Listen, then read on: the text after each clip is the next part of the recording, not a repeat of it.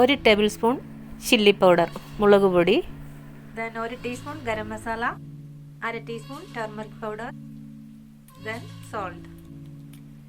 ഇത് വഴുതനയാണ്. ഇതിനെ ക്ലീൻ ചെയ്തതിന് ശേഷം അതിനെ ഒന്ന് കട്ട് ചെയ്യുക. 4 ഭാഗത്തേക്കും കട്ട് ചെയ്ത് അതിൻ്റെ ഒരു മധ്യഭാഗം വരെ കട്ട് ചെയ്താൽ മതിയാകും. അതിൻ്റെ അവസാനം വരെ കട്ട് ചെയ്യേണ്ട. ശേഷം മസാല എല്ലാം കൂടി പേസ്റ്റ് രൂപത്തിലാക്കി ഈ ബ്രിഞ്ചോളിലേക്ക് അപ്ലൈ ചെയ്ത് കൊടുക്കുക. മസാല ഫില്ലിങ്സ് ഇതിൻ്റെ അകത്തേക്കും ചേർത്ത് കൊടുക്കുക. ഓക്കെ, ഇനി ഇതിനെ ഒന്ന് നന്നായിട്ട് ഫ്രൈ ചെയ്തെടുക്കാം. മറ്റൊരു പാനിലേക്ക് കുറച്ച് കുക്കിംഗ് ഓയിൽ ആഡ് ചെയ്യുക. അതിലേക്ക് 1/2 teaspoon fenugreek seed oil add ചെയ്യാം. 1/2 ടീസ്പൂൺ ജീര ആഡ് ചെയ്യാം. 1/2 ടീസ്പൂൺ ജിഞ്ചർ ഇഞ്ചി, ഗാർലിക് വെളുത്തുള്ളി 1/2 ടീസ്പൂൺ, കുറച്ച് സിന്നാമൺ കറുവപ്പട്ട. ഇനി 1 ടീസ്പൂൺ അജ്വാൻ പെരിഞ്ജീരകം, അതുപോലെ തന്നെ 2 പോൾ ഏലക്ക, 1 കഷ്ണം തക്കോലം ചേർത്ത് കൊടുക്കാം. ഇനി നന്നായിട്ട് ഇളക്കുക. 1/2 ടീസ്പൂൺ പെപ്പർ, 1/2 ടീസ്പൂൺ കുരുമുളക് ക്രഷ് ചെയ്ത് കൂടി ചേർത്ത് കൊടുക്കാം. ഈ 1 സവാള കട്ടി കുറച്ചരിയുക. അതിനെ ഉപ്പ് ചേർത്ത് ലൈറ്റ് ബ്രൗൺ കളർ കിട്ടുന്നത് വരെ നന്നായിട്ട് സ്റ്റെയർ ചെയ്യുക. ഓക്കെ, ഇനി ഇതിലേക്ക് 4-5 പീസ് ഗ്രീൻ ചില്ലി സ്ലൈസ് ചെയ്ത് ചേർത്ത് കൊടുക്കാം. ഇതാ സവാളയുടെ കളറൊക്കെ നന്നായിട്ട് മാറിയിട്ടുണ്ട്. ഇനി ഇതിലേക്ക് 1/2 ടീസ്പൂൺ ടർമറിക് മഞ്ഞൾപ്പൊടി ആഡ് ചെയ്യാം.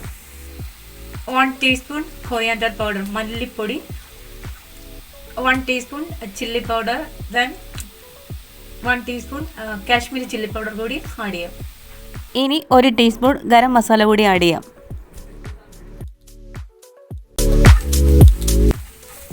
ഇതിലേക്ക് വലിപ്പമുള്ള ഒരു പഴുത്ത തക്കാളി കട്ട് ചെയ്തത് ചേർത്ത് കൊടുക്കുക. കുറച്ച് കറി ലീഫ് അല്ലെങ്കിൽ മല്ലിയില ആഡ് ചെയ്ത് കൊടുക്കുക.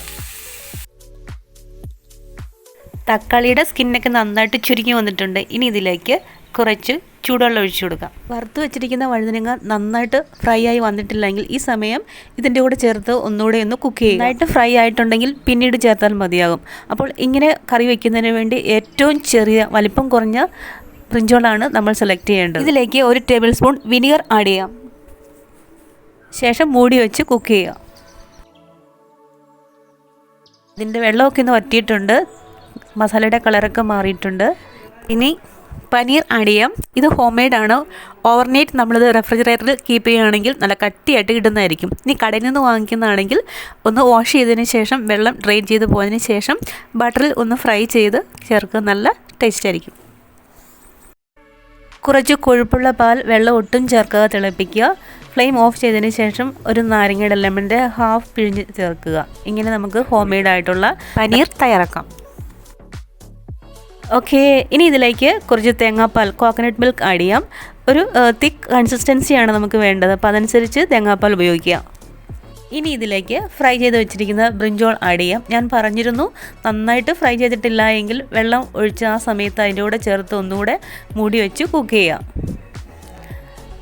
ശേഷം ഇതിലേക്ക് 1/2 ടീസ്പൂൺ ഷുഗർ ആഡ് ചെയ്യാം. അതല്ല എങ്കിൽ ഒരു ചെറുനെല്ലിക്ക വലിപ്പത്തിൽ ശർക്കര കൂടി ചേർത്ത് കൊടുക്കുക.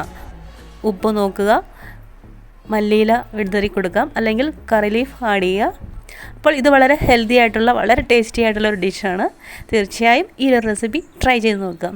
ഓക്കെ, അപ്പോൾ ഈ ഒരു വീഡിയോ ഇഷ്ടമായെങ്കിൽ ലൈക്ക് ചെയ്യുക, കമൻറ്റ് ചെയ്യുക, ഷെയർ ചെയ്യുക. And also subscribe my YouTube channel. Thank you.